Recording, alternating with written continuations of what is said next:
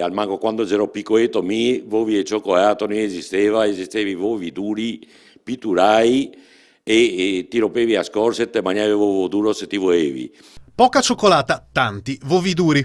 La Pasqua di una volta a Venezia era così, lontana dall'aspetto consumistico che la contraddistingue oggi.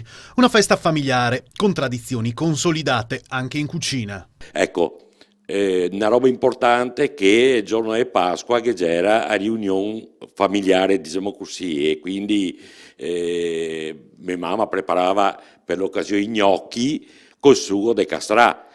E appunto perché siamo in tema di agnei, siamo in tema di un pochettino di tutto. Rimane nella tradizione pasquale veneziana la scampagnata di Pasquetta, magari in barca in laguna a mangiar pesce. Che davano a me a papà perché si preparava a barca per invece a Pasquetta.